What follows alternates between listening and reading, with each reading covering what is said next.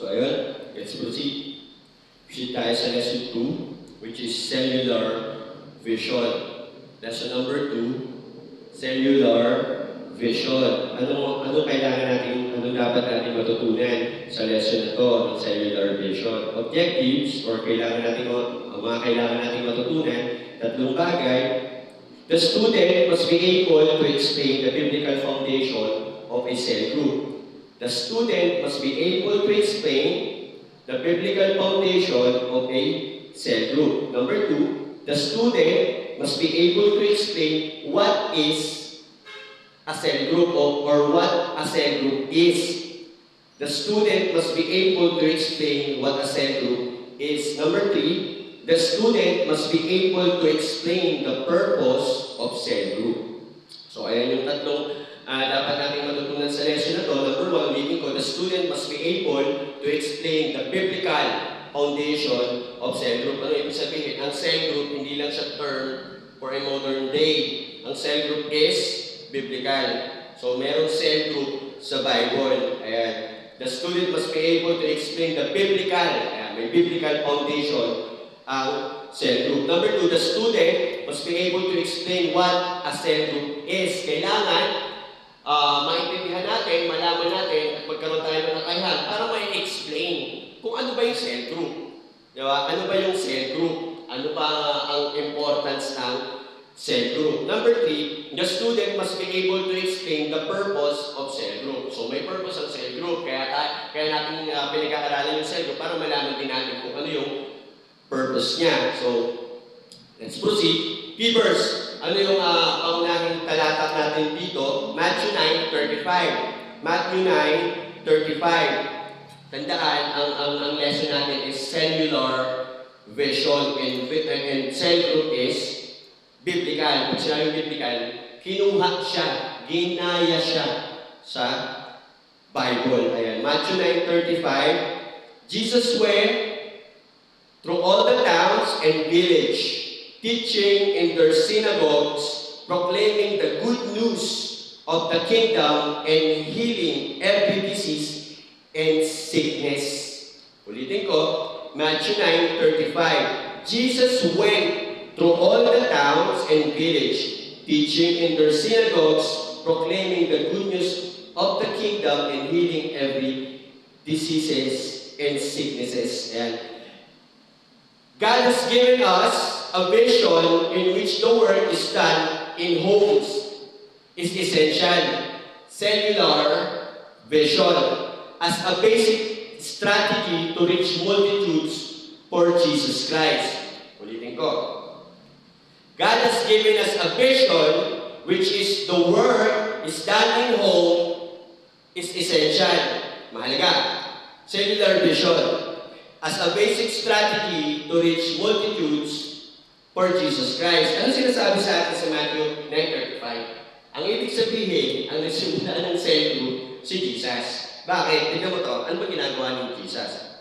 Sabi nito, Jesus went through all the towns and village, teaching in their synagogues, proclaiming the good news of the kingdom and healing every diseases and sicknesses. Etong senaryo na to, ginawa niya halos sa bawat tahanan. Nagpasimula siya ng cell group or small group, diba?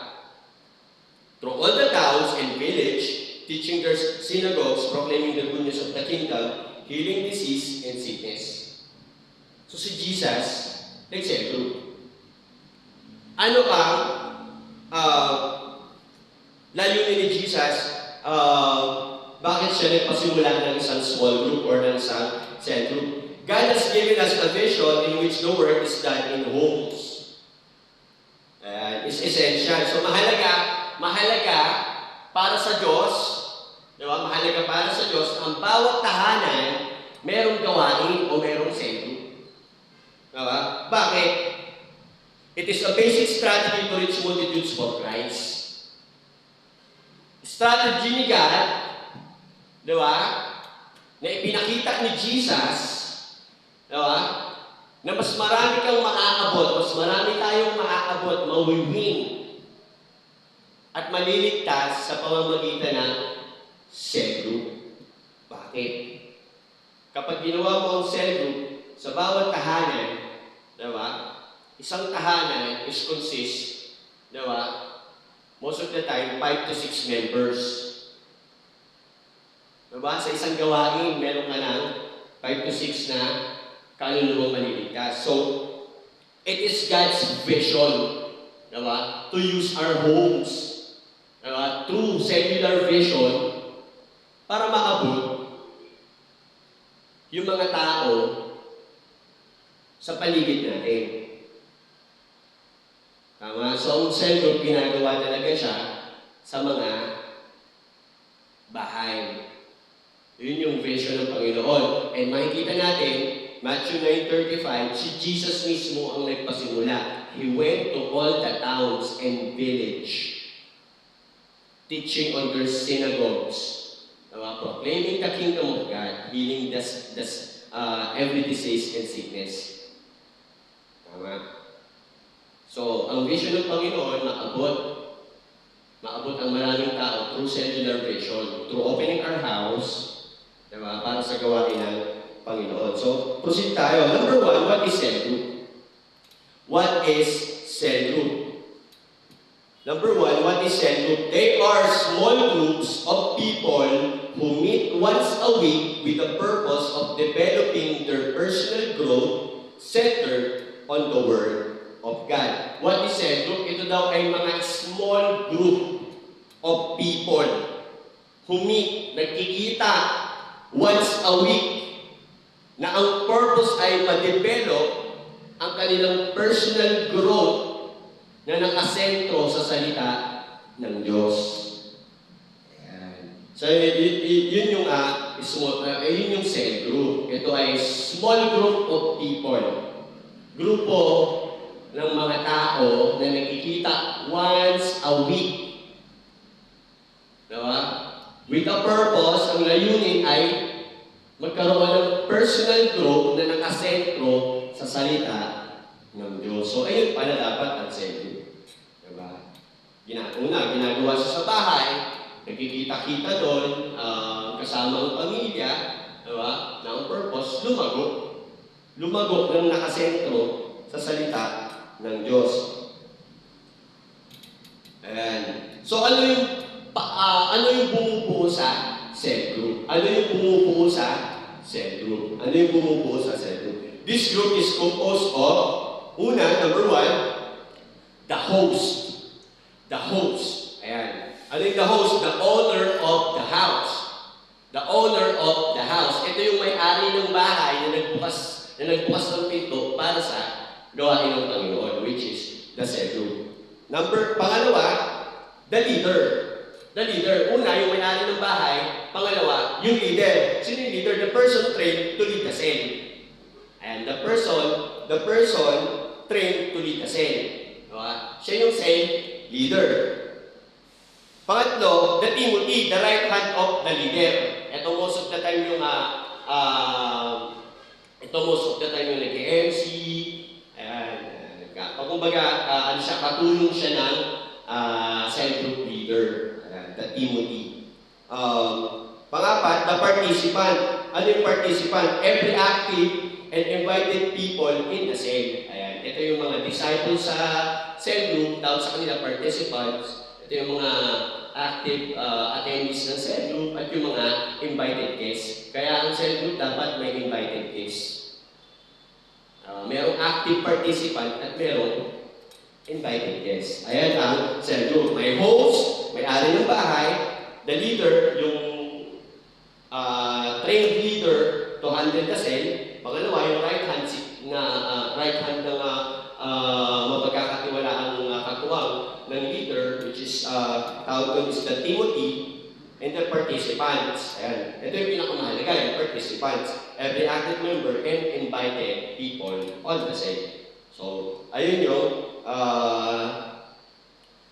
cell group. Ayan. Group of people who meet once a week for the purpose of personal growth centered on the Word of God. Ayan. Number 2, biblical records of cell group. So, sabi nga natin kanina, ang cell group ay hindi lang pinag-isipan ng tao, ito ay biblical. So sa Bible, may cell group. Ayan. Biblical records of cell group. Una, Matthew 9, verse 10. Matthew 9, verse 10. While Jesus was having dinner at Matthew's house, many tax collectors and sinners came and ate with him and his disciples. Si Lord, nag-cell group sa bahay ni Matthew, kasama yung mga tax collector at ang kanyang mga disciples. Matthew 9:23 to 24, sabi dito, when Jesus entered the synagogue's leader's house and saw the noisy crowd and people playing pipes, he said, "Go away, the girl is not dead, but sleep." But they laughed at him. Ito yung bumuhay si Jesus ng batang babae. Ayan. So, nagkaroon siya ng pagkakataon na mag-minister sa bahay ng isang synagogue leader. Ayan, nakapag-celebrate siya doon. Matthew 26, verse 17 to 18, ano sabi dito? On the first day of the festival of unleavened bread, the disciple came to Jesus and asked, "Where do you want us to make preparations for you to eat the Passover?" He replied, "Go unto the city to a certain man and tell him, the teacher says, my appointed time is near. I am going to celebrate the Passover with my disciples at your house." Ayan. So pinapunta ni Jesus to celebrate the Passover yung mga disciple niya. Hindi binamit yung pangalan, to the house of a certain man. Malamang niya to, disciple niya rin to or followers niya rin to. So lahat ng gathering is ginagawa ni Jesus sa bahay talaga. Nag-i-establish siya ng cell group at nagsiset siya ng example sa kanyang mga disciples. Ano pa? Mark 9:33 to 34. They came to Capernaum. When he was in the house, he asked them, "What are you arguing about on the road?" But they kept quiet because on the way they had argued about who was the greatest. Ayan. So, nasa isang bahay sila sa lugar ng Capernaum. Ayan, ito yung tinanong ni Jesus, ano yung pinag-aawayan, yung pinagtatalunan nyo, kasi nagtatalo sila sinong greatest sa mga disciple. Ayan. So, nangyari din itong discipleship na to sa isang bahay. Ayan. So, Acts, after the resurrection of Jesus. Acts chapter 2, verse 1 to 2. When the day of Pentecost came, they were all together in one place. Suddenly, a sound like the blowing of a violent wind came from heaven and filled the whole house where they were sitting. So, after ma-resurrect ni Jesus at umakit sa langit, itong mga disciples, tinuloy nila yung cell group ni Jesus. Nag-meet sila in a certain house at doon nangyari yung pagbaba ng Holy Spirit sa kanila. So, bumababa pala si Holy Spirit sa cell group. Diba? Doon pala unang bumaba si Holy Spirit sa cell group. Ano pa? Acts chapter 2, verse 46 to 47. Every day, they continued to meet together in the temple courts. They broke bread in their homes and ate together with glad and sincere heart, praising God and enjoying the favor of all the people. And the Lord added to their number daily those who were being saved. Ayan. So, after na mag-preach si Peter, nasa yung 3,000, at yung 3,000 na yun, nag-continue sila sa cell group. Ayan. So, dahil natutuwa na nagagalak ang Panginoon dahil tinutuloy nila yung example na iniwan ni Jesus, yung cell group, diba? Dinadagdag ni God yung mga naliligtas sa mga tao na to. So, they multiply talaga. So, ang cell group talaga, ito yung key for multiplication. So, kung wala tayong cell group, we will not multiply. Diba? We will not grow in number, we will not multiply. Ang ibig sabihin, pag hindi tayo nag-multiply, walang naliligtas. Walang ina-add si Lord na naliligtas sa ating ministry. Ayan.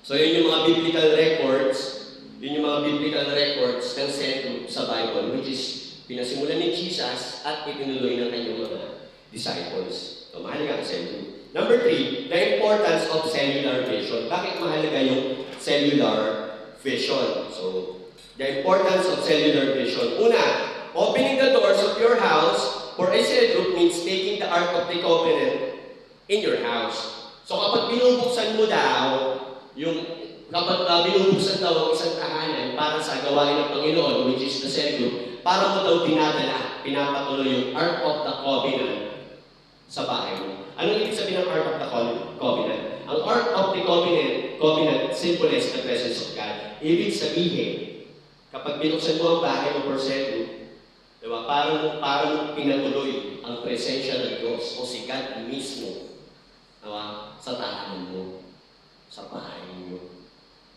Kaya pala sinabi ni Lord sa Matthew, 1 or 2 gathers in my name, I am in the midst of you. I'm in the midst of them. Nasa kalagitnaan mo po. Kasi cell group yun. Ano pa? The success of the church is in the cell group. Ang tagumpay ng isang simbahan ay nasa cell group. Ang tagumpay ng isang simbahan ay nasa cell group. Kaya nga, mga leaders, huwag kayong magka-cancel ng cell group. Hanggat maaari, huwag kayong magka-cancel ng cell group. Canceling your cell group is canceling the work of God. Canceling your cell group is canceling the work of God. Minsan nakakancel ng mga cell group natin for certain reasons. Diba? Pero hanggat maaari, do not cancel your cell group dahil ang pagod ka, dahil ang tamad ka. Tama? Or dahil may nangyari lang na hindi mo gusto ngayong araw. Tama? Bakit? Parang inaalis mo yung presensya ng Diyos sa buhay ng mga tao. Kasi doon bumawa pa ang presence ni God. Tama? Sa cell group. So, it is like taking the Ark of the Covenant in every house. Tama? So, sunod, the cell group allows you to pastor one-on-one. Ano ibig sabihin? The cell group allows you to pastor one-on-one. Every cell leader is a small pastor. They are leaders. Hindi man kapantay ng pastor, but you are shepherds. Katulong ng leader, katulong ng pastor to reach out people. Kasi hindi magagawa ni pastor na i-reach out ang lahat every Sunday. Matapik, makausap ang lahat every Sunday. But, ang mga cell leaders, you can kasi you're handling just a small group. Tama? 6 to 12 people. So, kaya mo silang i-handle. Tama? So, the cell group allows you to pastor one-on-one. So, merong full gathering, buong cell group. Meron din one-on-one. Kunyari, napansin mo yung isang cell group mo is may pinagdadaanan. Diba? After ng cell group, pwede mo siya kausapin one-on-one, kamustahin. Huwag siya mapapayuhan. Huwag siya papayuhan sa gitna ng cell group. Kasi baka mamaya sensitive pa yung issue na. Diba? So,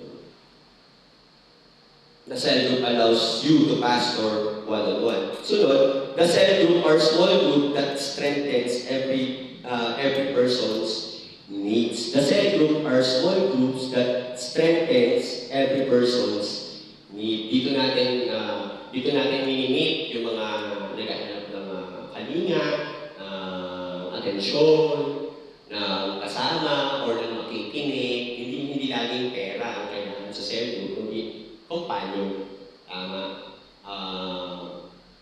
Tamang tao na mapagkukunan ng tamang payo, or ng gabay sa mas maayos na buhay. And the cell group are small groups that strengthen every person's needs. Sunod, the cell group are a way to supply every person's need. Ayan, dito natin sinusupply yung kailangan ng tao. You know what? Every people, they need prayer, they need a community, they need the Word of God. They need prayer, they need companionship, they need the Word of God. So the cell group are a way to supply every person's needs. For the last, the cell group are source of training for the 12. Ayan. So sa cell group, dito kayo matitrain. Hindi kayo magtitrain sa cell group, si leader ang itinitrain sa cell group. Si leader ang tinitrain sa cell group to handle cell group. source of training for the 12. So, kung hindi ka matitrain, kung hindi ka mag-handle ng cell group. And you know what? Ang pag-handle ng cell group, yung kamas lalago. Hindi kasi dyan mo may a-apply yung mga natutunan mo. So, mahalaga ang cell group. This is our lesson number 2, cellular vision.